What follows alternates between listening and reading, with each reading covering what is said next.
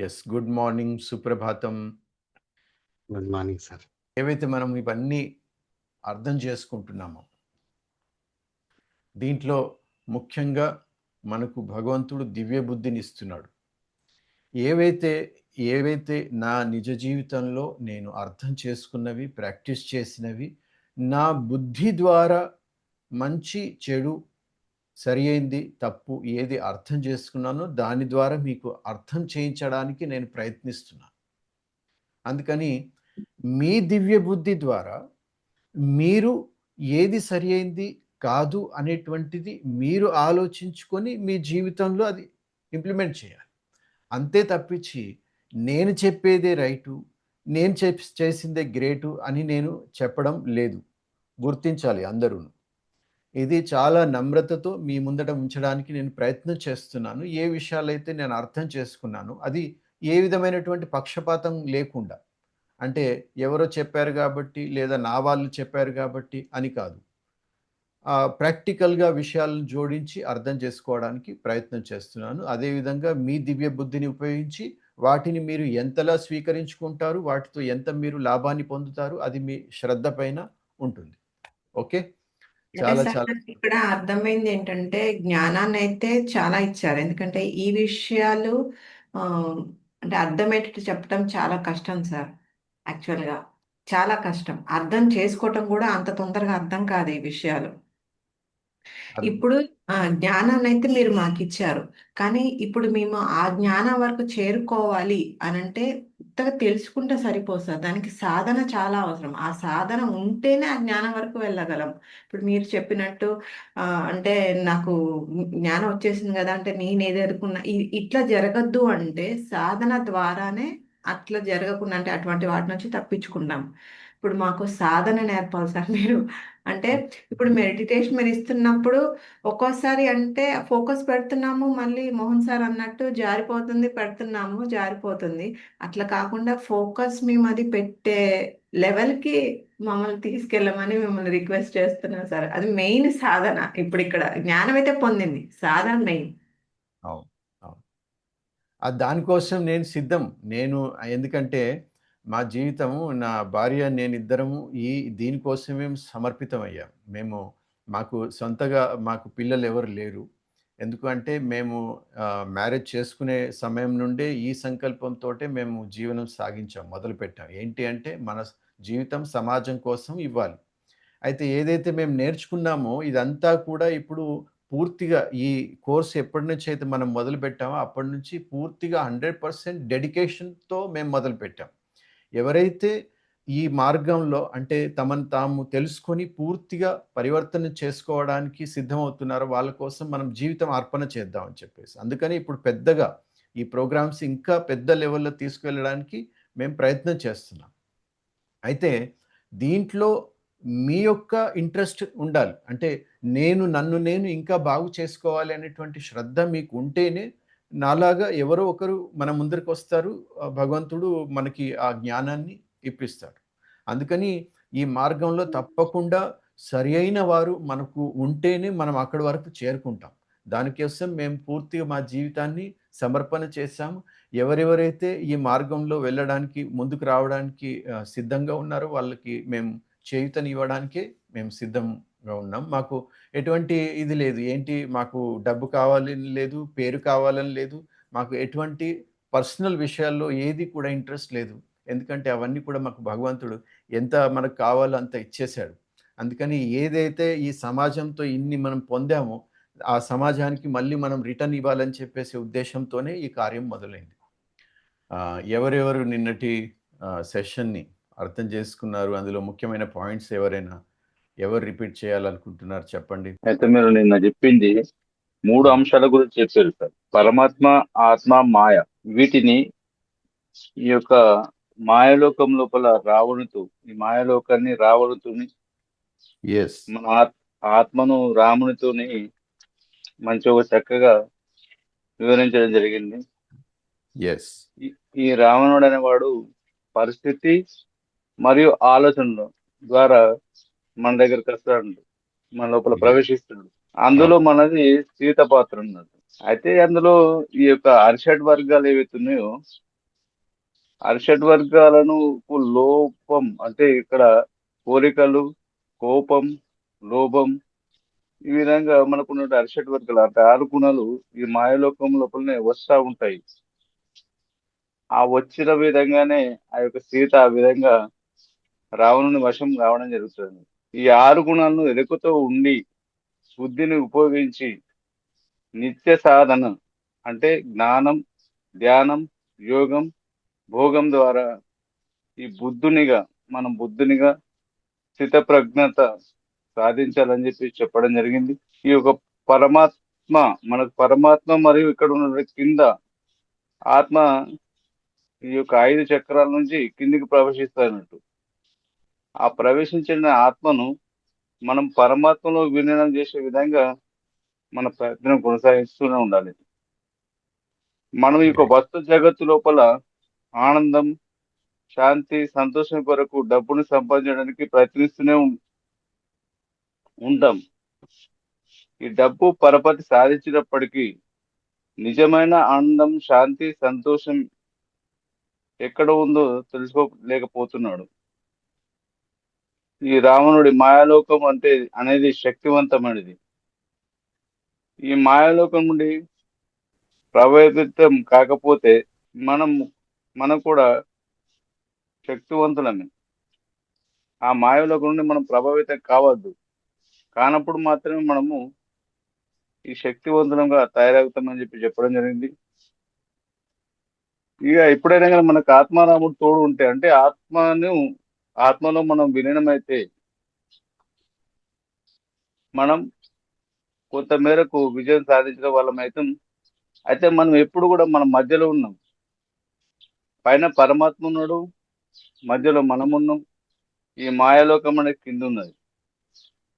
ఈ భూమికి గురుత్వాకర్షణ శక్తి ఎట్లా ఉన్నదో ఆ శక్తి పైన ఒక కృత్రిమ ఉపగ్రహం ఉంటుందో ఈ జీవాత్మ అంటే ఈ పరమాత్మ నుండి ఆత్మ మనలో పడే జీవం తోని ఒక జీవాత్మ తయారైనట్టు ఈ మాయాలోకం ఉన్నటువంటి దాన్ని ఆకర్షణకు దాటి ఆ పరమాత్మను చేరుకోవాలని చెప్పేసి నిన్న ఈ క్లాసులో నాకు కొంచెం అర్థమైంది సార్.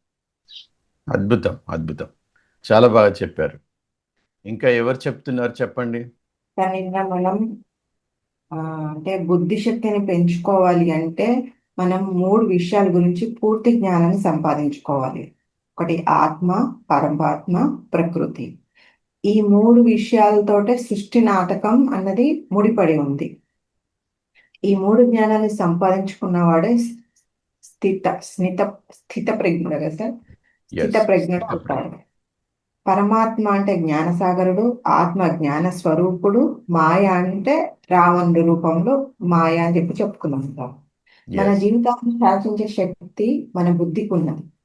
ఆత్మను పరమాత్మకి దూరం చేసేది ఈ మాయాలోకం.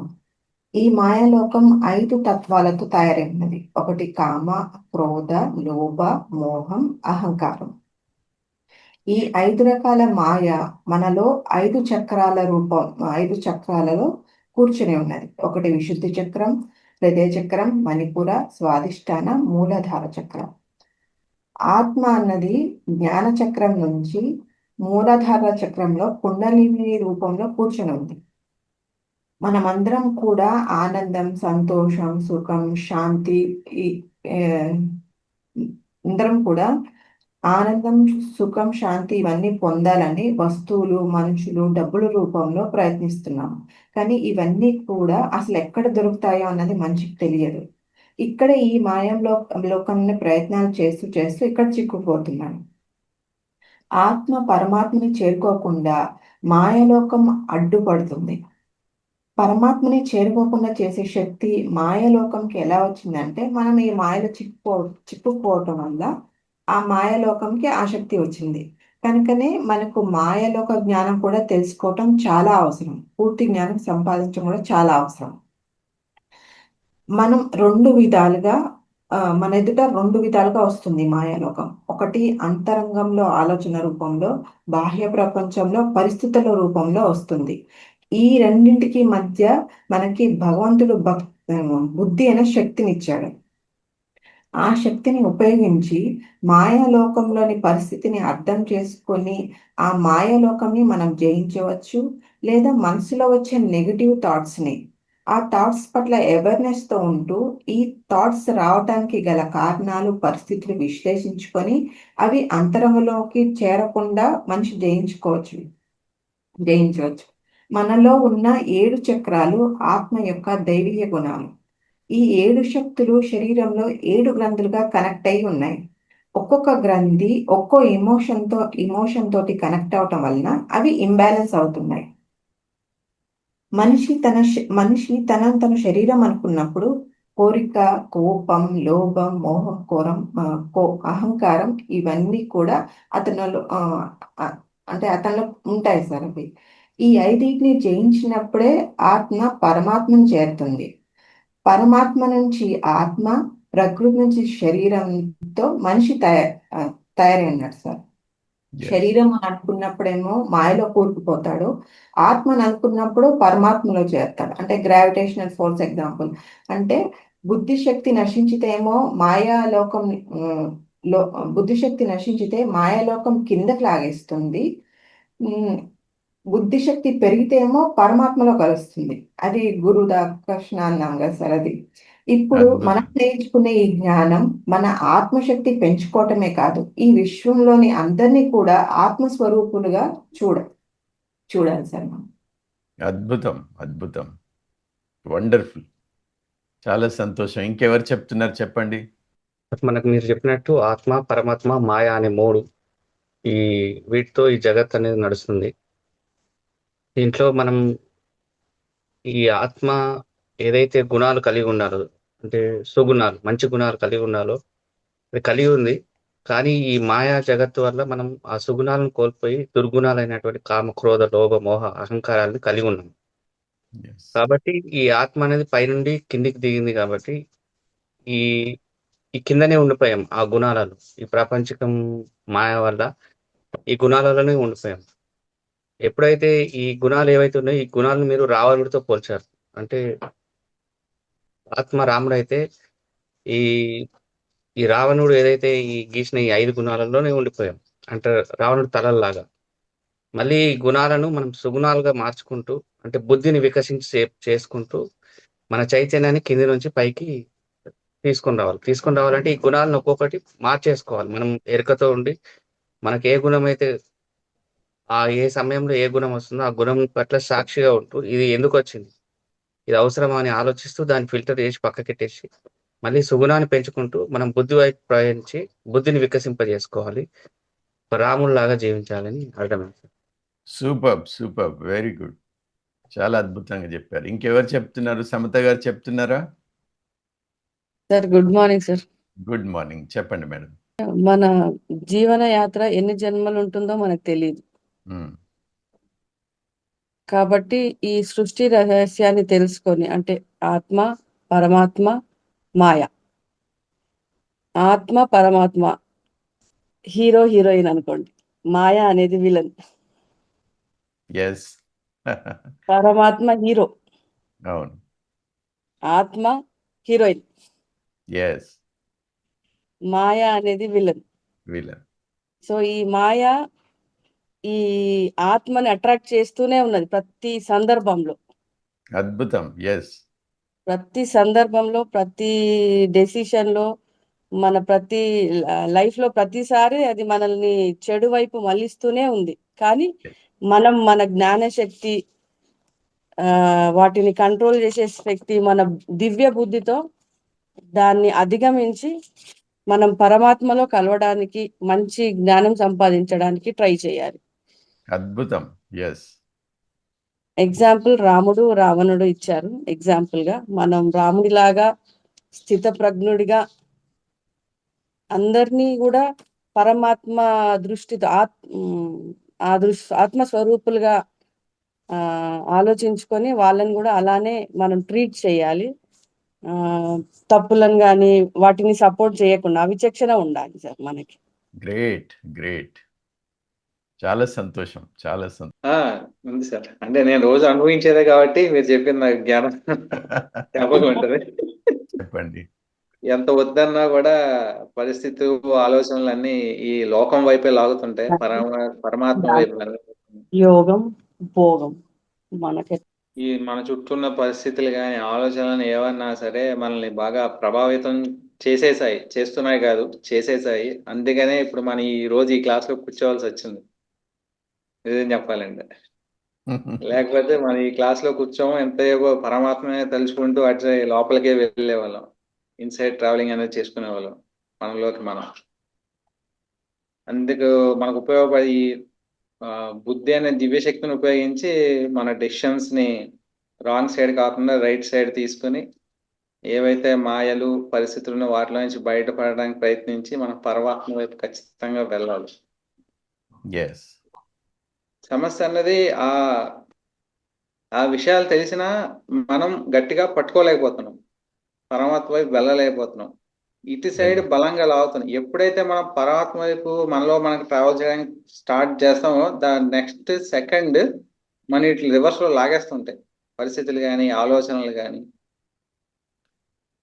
ఎందుకలా? వాటిని ఎలా నియంత్రించుకోవాలి, ఎలా బయటపడాలి వాటి నుంచి ఇప్పుడు మనం తెలుసుకోవాలి. ఇప్పటి వరకు మనం తెలుసుకున్నటువంటి విన్నటువంటి జ్ఞానం ద్వారా మనకి ఏ సొల్యూషన్ దొరికింది చెప్పండి? ఇదంతా కూడా మనలోనే ఉంది. ఆ డెసిషన్ ఏదైతే ఉందో మనమే తీసుకోవాలి, మనమే గట్టిగా పట్టుకొని కూర్చోవాలి. అప్పుడే మనం ఈ సైడ్ కాకుండా పరమాత్మ వైపు వెళ్ళగలం. మన బుద్ధిని ఉపయోగించి చేయాలి సార్ ఇదంతా. ఎస్ ఇప్పుడు దీంట్లో ఇంకా ఏమైనా మీకు స్పష్టత కావాలా? ఇంకా అంటే ఇంకా అర్థం కానిది ఏదైనా ఉంది అని అనిపిస్తుందా, లేక స్పష్టమయ్యాయి అనిపిస్తుందా? స్పష్టమైతే ఇప్పుడు ఏం చెయ్యాలి ఇంకా? నాకు విషయాలన్నీ స్పష్టం అవుతున్నాయి సార్, ఇంకొంచెం డీప్ గా కూడా అర్థమవుతున్నాయి మీరు చెప్పే విధానం వల్ల. కాకపోతే ఏంటంటే అది పట్టుకోలేకపోతున్నా, జారిపోతుంది అనమాట. ఎంత గట్టిగా పట్టుకోవడానికి ప్రయత్నించినా కూడా జారిపోతుంది. దానికి పరిష్కారం ఏంటి? జ్ఞానం, ధ్యానం, యోగం, భోగం, ఈ 4 రకాలు చెప్పారు కదా సార్. దీన్ని వండర్ఫుల్ నిత్య వండర్ఫుల్. సాధన చేయాలి. వీటిని డైలీ మనం ప్రాక్టీస్ చేయాలి, దీనిపైన మన ఫోకస్ ఉండాలి. ఇవే మనకి మోక్ష సాధనలు. ఇవి చేయకుండా మళ్ళీ వేరే విషయం పైన మనం ధ్యాస పెట్టి ఇంకేదో ఉంది, ఇంకేదో చేయాలి అని చేస్తే ఎప్పటికీ మనకు సమాధానం దొరకదు. ఇప్పుడు ఈరోజు ఇంకా బాగా మనం లోతుగా అర్థం చేసుకుందాం. ఏ విధంగా అయితే భగవంతుడు గీతలో 4 వర్ణాల గురించి చాలా బాగా చెప్పాడు. 4 వర్ణాల గురించి ఒక శ్లోకాన్ని చాలా బాగా వర్ణించాడు. అంటే ఏ విధంగా మన యొక్క ఆత్మిక స్థితి, మన యొక్క లోపల ఉన్నటువంటి వ్యక్తిత్వం ఏ విధంగా కింద స్థాయికి వచ్చింది, దాన్ని మనం అర్థం చేసుకోవడానికి ఈరోజు మనం తెలుసుకుందాం. మనం ఇప్పుడు సమాజంలో చూస్తున్నాం ఏంటి అంటే ఎవరిలో కూడా ఎటువంటి విలువలు లేవు. విలువలు, మానవతా విలువలు అనేటువంటివి లేదు. చెప్పండి, మనం చూస్తున్నటువంటి సమాజంలో మనుషులు ఒకరితో ఇంకొకరు ఏ విధంగా ప్రవర్తిస్తున్నారు చెప్పండి? రీసెంట్ గా ప్రిన్సిపల్ ని కూడా చంపేశారు సార్. చూడండి ఎంత దారుణం, ఎంత దారుణం. అది మళ్ళీ ఆ పెద్దవాళ్ళు కూడా కాదు, స్కూల్లో పిల్లలు. ఎంత దారుణం అది. అంటే పిల్లల్లో కూడా అటువంటి క్రూరత్వం వచ్చింది అంటే ఇంకా సమాజం ఎటు వెళ్తుంది చెప్పండి? సరే, అంటే మోరల్ వాల్యూస్ లేకుండా పోయాయి సార్ అసలు ఎవ్వరికి కూడా. చిన్న వాళ్ళకనే కాదు, పెద్దవాళ్ళకి కూడా లేకుండా అయిపోయింది. అసలు వాళ్ళకి మోరల్ వాల్యూస్ ఉంటే పిల్లలకి నేర్పిస్తారు కదా సార్. అవును అవును, ముఖ్యంగా అసలు వాళ్ళకి తల్లిదండ్రుల్లో లేకుండా పోయింది. కదా మోరల్ వాల్యూస్ అస్సలు లేకుండా. అంటే ఇది ఎక్కడ చూడడానికి దొరకడం లేదు మనకు. అంటే ఇప్పుడు ఒక మనిషి అంటే నేను సంతోషంగా ఉండాలి అని అనుకున్నప్పుడు కేవలం నా స్వార్థం కోసమే నేను బ్రతుకుతున్నాను అనుకోండి. అంటే ఏంటి, నేను డబ్బు సంపాదించుకొని చాలా సురక్షితంగా ఉండి నా కుటుంబంలో వాళ్ళు కూడా ఆనందంగా ఉండే విధంగా నేను నా ధ్యాస అంతా కూడా నా వాళ్ళపైన, నా పైన పెట్టుకొని జీవితం అంతా గడుపుతున్నా కూడా రేపొద్దున నా సమాజంలో ఎవరి వద్ద ఈ మానవతా విలువలు లేనప్పుడు నేను, నా కుటుంబం ఎలా సురక్షితంగా బ్రతుకుతాను చెప్పండి? బ్రతకలేం. చుట్టూ ఉన్న వాళ్ళందరూ కూడా నాలాంటి మానసిక స్థితి, అండర్స్టాండింగ్ ఉంటే నేను కూడా సురక్షితంగా ఉండగలుగుతాను, ఆనందంగా ఉండగలుగుతాను. కానీ నేనొక్కడిని తెలివిమంతుడిని అయ్యాను, నా వద్ద అండర్స్టాండింగ్ లెవెల్ బాగుంది. కానీ నా కుటుంబంలో ఏదో ముగ్గురు, నలుగురు, 10 మంది వాళ్ళు కూడా మంచి ఆలోచనలతోనే ఉన్నారు. కానీ నా సమాజంలో ఉన్న వాళ్ళు మాత్రం ఆ విధంగా లేనప్పుడు నేనెలా సంతోషంగా ఉండగలుగుతాను చెప్పండి? సో, దీనికి సంబంధించే ఈరోజు మనం నేర్చుకోబోతున్నాం. ఏ ఏం చెయ్యాలి? దీనికి కారణం ఏంటి? అనేటువంటి రహస్యాన్ని మనం ఎవరికీ దోషమిచ్చి ఏం లాభం లేదు. అంటే వాళ్ళు తప్పు చేస్తున్నారు, వీళ్ళు తప్పు చేస్తున్నారు, వీళ్ళని శిక్షించండి, వాళ్ళని శిక్షించండి అని చెప్పేసి ఎంత పోట్లాడినా, ఎంత ఏం చేసినా కూడా ఎవరిలో ఏ మార్పు రాదు. ఇప్పుడు బయట దేశాల్లో చూడండి ఏం జరుగుతుంది? ఎవరైనా తప్పు చేస్తే వాళ్ళని నడి రోడ్డు పైన నిలబెట్టి ఉరి తీయడం, శిక్షించడం అలాంటివి ఎన్నో జరుగుతున్నాయి. ఎందుకంటే వాళ్ళేమనుకుంటారంటే మనిషి లోపల భయాన్ని సృష్టించి, మనిషి లోపట ఆ భయాన్ని సృష్టించి తప్పులు చేస్తే ఇంకా ఇంతకంటే శిక్ష పెద్దగా ఉంటుందని చెప్పేసి, ఆ భయాన్ని సృష్టించి వాళ్ళని నియంత్రించాలి అని చెప్పేసి ప్రయత్నం చేస్తున్నారు. కానీ అతను ఎందుకలా తప్పు చేస్తున్నాడు? దానికి కారణం ఏంటి? అతనిలో ఉన్నటువంటి ఆ మానసిక అసంతులనంకి కారణం ఏంటి? అతనిలో ఉన్నటువంటి ఆ క్రూరత్వానికి కారణం ఏంటి? దాన్ని ఎలా నిర్మూలించాలి? దాన్ని ఎలా బ్యాలెన్స్ తీసుకురావాలి అనేది విషయం పైన ధ్యాస పెట్టకుండా వేరే విషయం పైన అంటే ఔటర్ థింగ్స్ ఏవైతే ఉన్నాయో బయట విషయాల పైన దానిపైన ప్రయత్నం చేస్తున్నాడు మనిషి. కానీ మన అంతరంగం ప్రతి ఒక్క మనిషి లోపల ఉన్నటువంటి ఆ దుర్గుణాలను ఏ విధంగా తీయాలి? ప్రతి మనిషిని తన యొక్క మానవత విలువలు, దైవీ గుణాలతో ఎలా తయారు చేయాలి అనేటువంటి విషయం పైన ఎవరు ఫోకస్ పెట్టడం లేదు. సో, ఆ రహస్యాన్ని ఈరోజు మనం తెలుసుకుందాం. ఎందుకు మనిషి మానవతా విలువలు తగ్గిపోయాయి? కారణం ఏంటి? అనేటువంటిది. నిన్నటి వరకు చాలా విషయాల్లో మనకు అర్థమయ్యింది. కానీ భగవంతుడు ఏ విధంగానైతే గీతలో శ్లోకం ఆధారంగా చెప్పాడో, ఆ విధంగా మన యొక్క శక్తి ఏదైతే ఉందో కిందకి ఎలా దిగజారిందో దాని గురించి మనం తెలుసుకుందాం. ఇది అద్భుతమైనటువంటి రహస్యం. ముఖ్యంగా 4, 5 వర్ణాలు ఎలాగైతే ఆత్మ ఏదైతే ఉందో అది మనం చెప్పుకున్నాం జ్ఞానస్వరూపం అని చెప్పేసి. ఆ జ్ఞానస్వరూప ఆత్మ పైనుండి కిందకు వచ్చినప్పుడు మొట్టమొదట ఆ స్థానం ఏదైతే పొందుతుందో శరీరంలో అది ఈ స్థానం. అందుకని ఇప్పుడు చూడండి మన దేవతల యొక్క ప్రతి ఒక్క ఫోటోను చూడండి. ఎవరి ఫోటో చూసినా కూడా వారి శిరస్సు వెనుక ఒక దివ్య ప్రకాశం ఉంటుంది. తెల్లని ప్రకాశం చూపిస్తారు. అంటే ఇది ఆత్మ యొక్క 100% ఏదైతే శక్తి ఉందో ఆ శక్తిని చూపించేటువంటి ప్రతీక అన్నమాట. ఆత్మ పూర్తిగా ఆ దైవీ గుణాలతో, దేవతా గుణాలతో నిండుకొని ఉన్నటువంటి ఆ స్వరూపం. అందుకని ఆ శిరస్సు వెనుక ఆ తెల్లని దివ్య ప్రకాశాన్ని చూపించడం జరుగుతుంది. అది మొట్టమొదటి లైఫ్, ఆత్మ మొదలుపెట్టేటువంటి లైఫ్ ఏదైతే ఉందో అది దేవతా జీవనం. దేవతా జీవనం అంటే ఏంటి? ఇతరులకు ఇచ్చేటువంటి జీవితం. వాళ్ళ జీవితమే ఇతరులకు ఇవ్వడానికి కోసం, వాళ్ళ కోసం కాదు. అందుకని మనం ఏ దేవి వాళ్ళ రూపాలను, మూర్తులను చూసినా కూడా వాళ్ళ చేతుల్ని ఇచ్చే విధంగా ఉంటాయి కదా. మనం మందిరాల్లో చూస్తాం దేవతల చేతులు ఎలా ఉంటాయి? ఎప్పుడు ఈ విధంగా ఆశీర్వదిస్తూ ఉంటాయి. సో ఇది దేవత యొక్క క్వాలిటీస్ ఇక్కడ ఉన్నప్పుడు. ఆత్మ బుద్ధి స్వరూపంలో ఉన్నప్పుడు మనం ఏం చెప్పుకున్నాం? మనసు లేదు, బుద్ధి మాత్రమే ఉంది స్టార్టింగ్లో. అలా ఇసక గడియారంలో ఎలాగైతే మనం చూసామో అలాగా మెల్లిమెల్లిగా ఇది కిందకు వస్తున్నప్పుడు ఆత్మ యొక్క శక్తి నెమ్మదిగా కిందకు వచ్చేస్తున్నప్పుడు కింద ఈ స్థానంలో, హృదయ స్థానంలో కిందకు వచ్చిన తర్వాత ఈ దేవత క్వాలిటీస్ అన్నీ కూడా మెల్లిమెల్లిగా తగ్గుతూ కిందకు వచ్చిన తర్వాత క్షత్రియంలాగా మారుతుంది. క్షత్రియుల్లా అక్కడ బాహుబలిని ఉపయోగిస్తారు. బాహుబలి అంటే తన భుజాల శక్తి, అంటే తన యొక్క శారీరక శక్తి. ఇక్కడ ఉన్నప్పుడు బుద్ధిశక్తి మాత్రమే, పూర్తిగా బుద్ధిశక్తి. అందుకని దేవతలు చాలా స్ట్రాంగ్గా, శక్తివంతులుగా ఉండేవారు. ఆ తర్వాత కిందకు వచ్చిన తర్వాత బాహుబలితో, తన భుజశక్తితో జీవితాన్ని నడిపించడం, ఇతరులను నడిపించడం మొదలు పెట్టడం జరిగింది. దానికోసం రెండవది మొదలైంది ఏంటంటే రాజులుగా తయారవడం. మొదట దేవతలుగా జన్మం తీసుకొని ఆ తర్వాత క్వాలిటీ ఎలా ఎలా అయితే కిందకు దిగుతూ వచ్చిందో ఆ తర్వాత రాజులుగా మారిపోయారు. రాజులు ఏం చేస్తారు? యుద్ధాలు చేయడం, తమ శక్తిని ప్రయోగించడం, తమలో ఉన్నటువంటి ఏదైతే శక్తి ఉందో దాని ద్వారా భుజబలం ద్వారా రాజ్యాన్ని నడిపించడం. ఇది రెండవ క్వాలిటీ. ఆ తర్వాత నెమ్మది నెమ్మదిగా ఎలాగైతే కిందకొస్తుందో, ఎనర్జీ కిందకొస్తుందో, పొట్ట వరకు వచ్చిందో కిందకి, అక్కడ వైశ్యులుగా చూడడం జరిగింది. వైశ్యులు అంటే ఏంటి? దేవత, క్షత్రియ, వైశ్యులు. వైశ్యులు అంటే ముఖ్యంగా వ్యాపారం చేసేవాళ్ళు. ఇప్పుడు చూడండి, మనం బయట చూస్తున్నాం, ఈరోజు రాజులు లేరు, దేవతలు లేరు. కానీ చాలా స్ట్రాంగ్ ఉన్నవారు ఎవరు? చాలా పవర్ఫుల్గా ఉన్న వ్యాపారం చేసేవాళ్ళు కదా, బిజినెస్ మ్యాన్. అయితే ఎవరిదైతే ఆ ఎనర్జీ కిందకి వచ్చేసిందో తర్వాత క్షత్రుల నుండి వ్యాపారులుగా మారడం జరిగింది వైశ్యులు.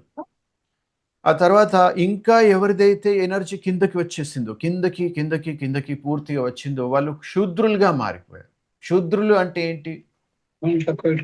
సేవ చేసేవాళ్ళు. శూద్రులు అంటే ఎవరు? సేవనందించేవారు. అంటే కింది స్థాయిలో సేవనందించేవారు. ఎందుకంటే వాళ్ళకి చదువుకొని వాళ్ళ మైండ్ని పవర్ఫుల్ చేసుకొని ఒక మంచి స్థితిలో లేనప్పుడు ఇంకా వాళ్ళు ఏదైతే చేయగలుగుతారో ఆ విధమైనటువంటి స్థితిలో సేవ చేస్తారు. అందుకని ఈ 4 స్టేజెస్లో మన యొక్క ఆత్మశక్తి ఎలా ఎలా అయితే కిందకు వచ్చిందో అలా అలా మనలో ఉన్నటువంటి ఆ విలువలు అనేటువంటివి అవన్నీ కూడా కిందకు పడిపోతూ వచ్చాయి. అయితే భగవంతుడు ఈ జ్ఞానం ద్వారా ఏం చేస్తాడు? ఈ జ్ఞానం నేర్పిస్తూ ఏం చేస్తాడు అంటే, మన యొక్క శక్తి ఏదైతే కిందకు వచ్చిందో దాన్ని పైకి తీసుకురావడానికి మనకు ఈ జ్ఞానాన్ని ఇచ్చి మనల్ని శుద్ధ బ్రాహ్మణులుగా తయారు చేస్తాడు. ఆ బ్రాహ్మణ రూపమే ఈ తలపైన ఉన్నటువంటి, మనం చూస్తాం కదా, ఏమంటాం దాన్ని? బ్రాహ్మణులు ఏం ధరిస్తారు ఇక్కడ శిరస్సు పైన? పిలక కదా. అంటే దాని అర్థం ఏంటి?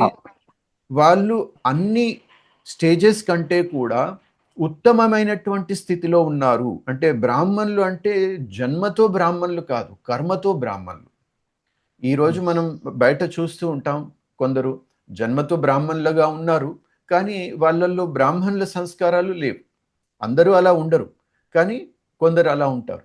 అయితే ఇక్కడ మనం చెప్పుకునే పోయేది ఏంటి అంటే, బ్రాహ్మణులు అంటే ఎవరైతే ఎటువంటి హింస చెయ్యరో, ఎవరికి కూడా దుఃఖాన్ని కలిగించరో, అందరికీ కూడా ఆ బ్రహ్మ జ్ఞానాన్ని అందిస్తూ సత్య మార్గంలో నడిపిస్తారు, సుఖాన్ని అందిస్తారు, భగవంతుని మార్గాన్ని చూపిస్తారు, తమ శక్తిని విశ్వ కళ్యాణం కోసం ఉపయోగిస్తారు. అలాంటి వారు బ్రాహ్మణులు. సో ఈ విధంగా మనం జన్మ రూపంలో కాకుండా బ్రాహ్మణులం, మన కర్మ రూపంలో బ్రాహ్మణులం అవుతున్నాం. ఈరోజు మనం సంపూర్ణ అహింస మార్గంలో వెళ్తాం. ఎవరికి కూడా కష్టాల్ని, దుఃఖాల్ని ఇవ్వకుండా అహింస మార్గంతో మనం కూడా మంచి మార్గంలో నడుస్తూ ఇతరులకు కూడా మంచి కలిగించే విధంగా నడుస్తున్నప్పుడు అదే నిజమైనటువంటి బ్రాహ్మణుని స్థితి. ఈ స్థితికి భగవంతుడు, అంటే మన కింద ఉన్నటువంటి ఆ శక్తి ఏదైతే ఉందో, శూద్రులుగా మారిపోయాం కదా, ఇప్పుడు నెమ్మదిగా ఆ శక్తిని పైకి తీసుకొస్తూ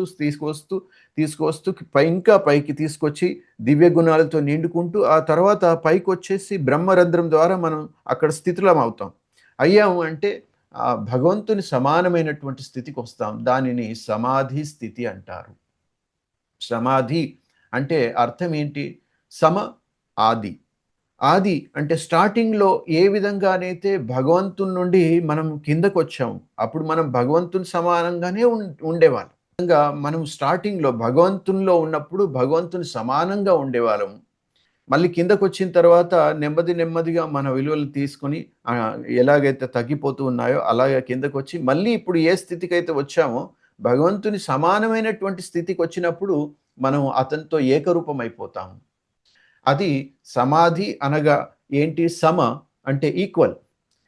ఎటువంటి సమానమైనటువంటి స్థితి? భగవంతునితో సమానమైనటువంటి స్థితి. ఆ స్థితికి వచ్చి ఆది స్టార్టింగ్లో ఎప్పుడైతే మనం ఈ శరీరంలో జన్మం తీసుకోకముందు శరీరంలో ప్రవేశిస్తూ ఆ జీవనయాత్ర కొనసాగిస్తూ నెమ్మదిగా కిందకు వచ్చాము డైరెక్ట్గా, మళ్ళీ ఆ తర్వాత ఈ ఆది స్థితికి వస్తున్నాము.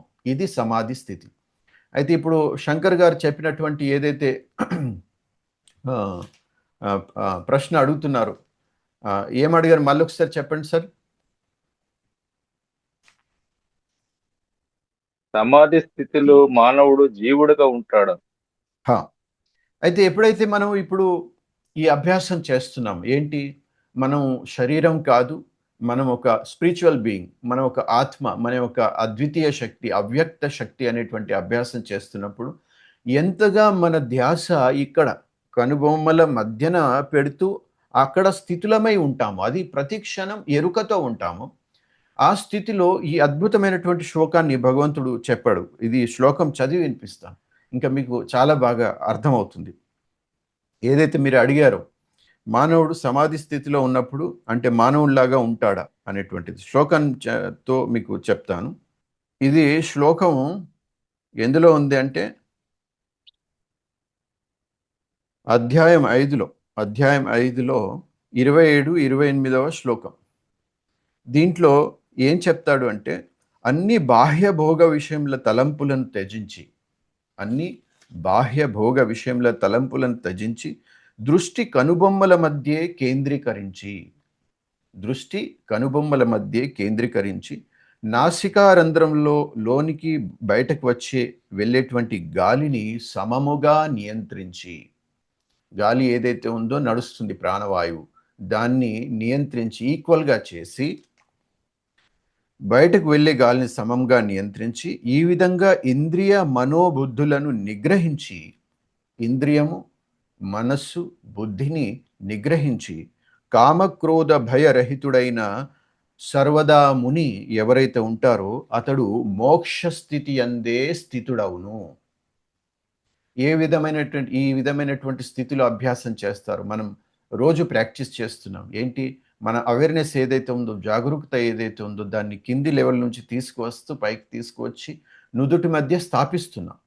సో ఇక్కడ భగవంతుడు స్పష్టంగా చెప్తున్నాడు, ఎవరైతే ఈ స్థానంలో వచ్చి కూర్చుంటారో, స్థితిలో అవుతారో, వాళ్ళు మోక్ష స్థితిని అనుభవం చేస్తారు. అంటే మన కర్మబంధనాలు పూర్తయిన తర్వాత సంపూర్ణమైనటువంటి స్థితిలో మనం ఇక్కడి నుంచి బయటకు వెళ్ళిపోయిన తర్వాత ఆ స్థితిని అనుభవం చేస్తాం. కానీ ఇక్కడ కర్మలను చేస్తూ కూడా, ఈ కర్మక్షేత్రంలో ఉంటూ కూడా ఎవరైతే ఈ స్థితిలో అవేర్నెస్తో ఉంటారో వాళ్ళు ప్రతి క్షణం మోక్ష స్థితిని అనుభవిస్తారు అనేటువంటిది చాలా స్పష్టంగా భగవంతుడు స్పష్టం చేశాడు. అది నేను ప్రాక్టికల్గా అనుభవం చేస్తున్నాను ఈరోజు. అందుకనే నేను ఇతరులకు కూడా పూర్తి అధికారంతో, అంటే కేవలం ఏదో పైన చెప్పడం కాకుండా పూర్తి అధికారంతో నేను గ్యారంటీతో చెప్తున్నాను. ఏంటి అంటే, ఈ సైన్స్ ఏదైతే ఉందో, ఈ జ్ఞానం ఏదైతే ఉందో మనం నేర్చుకుంటున్నాం, దీన్ని మీరు చాలా బాగా అర్థం చేసుకొని ప్రాక్టీస్ చేస్తే జీవనం సాగిస్తున్నప్పుడే అందులోంచి ఆ బంధనాల నుండి బయటకు వస్తారు. జీవితం పూర్తయిన తర్వాత కాదు, ఇప్పుడే స్వర్గాన్ని అనుభవిస్తారు, ముక్త స్థితిని అనుభవిస్తారు, మోక్ష స్థితిని అనుభవిస్తారు. మనకి భగవంతుడు ఎంత శక్తి ఇచ్చినా, మనం ఆత్మజ్ఞానాన్ని ఎంత పెంచుకున్నా ఆయనతో సమానం అయితే కాలేం కదా. ఒకవేళ మనం ఎంత జ్ఞానం పెంచుకున్నా ఆయనతో నేను సమానం అనుకుంటే తెలియని అహంకారం మనిషిలో వచ్చేస్తుంది కదా సార్. ఎంత జ్ఞానాన్ని పెంచుకున్నా నేను భగవంతునితో సమానమే. అట్లనే కదా సార్. అంటే ఆత్మజ్ఞానాన్ని పెంచుకున్న రాక్షసులు, ఇప్పుడు ఈ రావణాసుడు ఇంకెవరో ఉన్నారు కదా సార్, వాళ్ళందరికీ కూడా ఆత్మజ్ఞానం ఉంది. కానీ నేనే భగవంతుని అని అనుకోబట్టే కదా వాళ్ళు రాక్షసులు అయ్యారు. అవును, కానీ అది ఎక్కడ అనుకున్నారు? వాళ్ళు శరీరంలో ఉండి శరీర సుఖాలను సర్వస్వం అనుకొని ఈ భౌతిక ప్రపంచంలో ఆ మిథ్య ఆ యొక్క స్వప్న జగత్తులో ఉన్నారు కాబట్టి అలా అనుకోవడం వల్ల ఆ విధంగా అయ్యారు. ఎప్పుడైతే సత్య జ్ఞానాన్ని మనం అర్థం చేసుకొని, ఇక్కడ ఒక విషయం ముందు మనం అర్థం చేసుకోవాలి. ఏంటి అంటే, మనుషులు ఏ విధంగానైతే భగవంతుని యొక్క పరిచయాన్ని ఇచ్చారు, అంటే వివిధ రకాలుగా మనుషులు భగవంతుడు అంటే ఇతను అనేటువంటి వాళ్ళ యొక్క వివిధ రకాలుగా చెప్పుకోవడం జరిగింది. సో ఆ విధంగా కాకుండా ఇక్కడ మనం చెప్పుకునేటువంటి భగవంతుడు అనేటువంటిది ఎవరు అనేటువంటిది మనకు ఇక్కడ స్పష్టం చేసుకోవాలి. ఏంటి అంటే, ఇప్పుడు మనం ఎలాగైతే ఒక ప్రకాశం ఉన్నాం, చైతన్యం ఉన్నాం, ఆత్మ ఉన్నాము, అలాగే కూడా భగవంతుడు ఒక దివ్య ప్రకాశవంతుడు, అతను కూడా ఒక దివ్య చైతన్య శక్తి. అయితే అతనిలో మనలో భేదం ఏంటి అంటే, అతను ఎప్పుడు కూడా జన్మ మరణాలలో రాడు. జన్మం తీసుకోడు. అయితే మన ఆత్మ ఏదైతే ఉందో అది జన్మం తీసుకుంటుంది. జన్మం తీసుకోవడం వల్ల మనలో ఉన్నటువంటి క్వాలిటీస్ అన్నీ కూడా కిందకొచ్చేసి మళ్ళీ మనం ఎప్పుడైతే ఈ జ్ఞానాన్ని పొందుతామో అప్పుడు మళ్ళీ మన ఆత్మ ఉదయిస్తుంది. చాలా శక్తివంతంగా అవుతుంది. అలా అయినప్పుడు మనం ఏ క్వాలిటీస్ అయితే భగవంతుల్లో ఉన్నాయో ఆ క్వాలిటీస్ అన్నింటినీ కూడా మనం ధారణ చేస్తున్నాం. అక్కడ ఇంకా దేహము అనేటువంటిది రూపమే లేనప్పుడు, మనం దేహమే కానే కాము అనేటువంటి దేహంకు సంబంధించినటువంటి అహంకారం అజ్ఞానమే లేనప్పుడు, ఆత్మ జ్ఞాన స్వరూపమైనప్పుడు ఇంకా దేనికోసమని అహంకారం వస్తుంది? దేన్ని నిరూపించుకోవడానికి ఇక్కడ ఆత్మ వాళ్ళు చూపించుకుంటారు చెప్పండి? ఎందుకంటే భగవంతునిలో ఎంత జ్ఞానం ఉందో అదంతా జ్ఞానం వచ్చేసింది. ఇది మాయ ఏదైతే ఉందో ఇది అజ్ఞానం. ఈ అజ్ఞానం పూర్తిగా తొలగిపోయింది అన్నప్పుడు మనము భగవంతునితో సమానమైనటువంటి జ్ఞానంతో నిండుకొని ఉన్నాం. భగవంతునితో సమానం అనడం అంటే అర్థం ఏంటి? జ్ఞానంతో నిండుకొని ఉండడం, ఎరుకతో నిండుకొని ఉండడం. స్పష్టమవుతుందా? అంటే మనం భగవంతుని ప్రతిరూపం అనుకోవాలి, అంతే కదా సార్? అది ఎందుకు ఇప్పుడు మనం ఇంట్లో మనం చూసుకుంటాం, తల్లిదండ్రుల ఏ విధంగా ఉంటారో అలాగే పిల్లలు కూడా అలాగే ఉంటారు. శరీర రూపం ఎలాగ ఉంటుందో తల్లిదండ్రులది, పిల్లలది కూడా అలాగే ఉంటుంది. అదేవిధంగా భగవంతుని పిల్లలమైన మనము అతనిలో ఏవైతే దైవీ గుణాలు ఉన్నాయో, మంచి గుణాలు ఉన్నాయో, శక్తులు ఉన్నాయో అవన్నీ కూడా భగవంతుడు మనలో నింపి భూమిపైకి పంపించాడు. మళ్ళీ ఇక్కడికి వచ్చిన తర్వాత అందరికీ ప్రేమను అందించడానికి మనల్ని పంపించాడు, సుఖాన్ని ఇవ్వడానికి పంపించాడు. కాకపోతే మన శక్తి ఎలా అయితే కిందకి తగ్గిపోయిందో అలా మనం దుఃఖాన్ని ఇస్తూ మనం దుఃఖపడుతున్నాం, ఇతరులకు దుఃఖపడుతున్నాం. ఇప్పుడు మళ్ళీ అతను వచ్చి ఈ జ్ఞానాన్ని అందించి మనం మనుషులం కాదు, మనం భగవంతుని యొక్క బిడ్డలము అనేటువంటి ఆ జ్ఞానాన్ని ఇచ్చి మళ్ళీ మనల్ని చాలా బుద్ధిమంతులుగా తయారు చేసి అందరికీ సుఖాన్ని ఇచ్చే విధంగా తయారు చేస్తాడు. సో కనిపించని ఆ భగవంతుడు కనిపించే మనుషుల్లోనే మనం మంచి సుఖాన్ని, ఆనందాన్ని ఇచ్చే విధంగా ఒక విధంగా భగవత్ స్వరూపులం. సో అందుకని ఇక్కడ భగవంతుడు ఎవరు అనేటువంటి వివరణ చాలా లోతుగా అర్థం చేసుకోవాలి. మనం కేవలం ఆత్మ గురించి మాత్రమే ఇన్ని రోజులు చెప్పుకున్నాం, భగవంతుని గురించి చెప్పుకోలేదు. అర్థం చేసుకోండి, మనం కేవలం ఆత్మ గురించి మాత్రమే చెప్పుకున్నాము. ఇప్పుడు మాయ గురించి కొద్దిగా నిన్నటి నుంచి టాపిక్ తీసుకున్నాం, భగవంతు గురించి చెప్పుకోలేదు. ఎందుకంటే అది లోతైనటువంటి సబ్జెక్టు. దానిలోకి ఎప్పుడు వెళ్తాం? ఎప్పుడైతే ఈ విషయాన్ని ముందుగా మనం క్లియర్ చేసుకుంటాం. సో మొట్టమొదట వీటి రెండింటి పైన మనం చాలా బాగా క్లారిటీ తీసుకొచ్చుకుందాం. ఇప్పుడు ఏదైతే మనం చెప్పుకున్నామో ఆత్మ ముందు బుద్ధి స్వరూపంలో ఉంది, అది నెమ్మదిగా కిందకు వచ్చేసరికి ఏమైంది? నెమ్మదిగా ముందు దేవతా క్వాలిటీస్, అంటే అందరికీ కూడా ఇచ్చేటువంటి క్వాలిటీస్. దేవతలు వాళ్ళ కోసం వాళ్ళు బ్రతకకుండా అందరికీ ఇవ్వడానికి కోసం బ్రతుకుతారు. ఆ క్వాలిటీ నుంచి కిందకు వచ్చిన తర్వాత క్షత్రియులుగా అయ్యారు. ఆ తర్వాత క్వాలిటీ కిందకు వచ్చిన తర్వాత వైశ్యులుగా, ఆ తర్వాత క్వాలిటీ కిందకు వచ్చిన తర్వాత శూద్రులుగా మారిపోయారు. అంటే ఎటువంటి విలువలు లేక కేవలం సేవలు చేసే విధంగానే మారిపోయారు. ఇప్పుడు మళ్ళీ మన చైతన్యాన్ని కింది నుండి పైకి తీసుకెళ్తున్నాం కాబట్టి, ఆత్మరూపంలో ఇక్కడ తీసుకొస్తున్నాం కాబట్టి ఇప్పుడు మనం ఇంకా శ్రేష్ఠులంగా తయారవుతున్నాము. దీనివల్లనే మనం ఈ సమాజంలో ఇప్పుడు విలువలు చూడడం లేదు. అంటే ప్రతి ఒక్కరిలో కూడా మానవత విలువలు కానీ, మోరల్ వాల్యూస్ కానీ లేకపోవడానికి కారణం ఇదే. ఈ విషయం స్పష్టమైందా?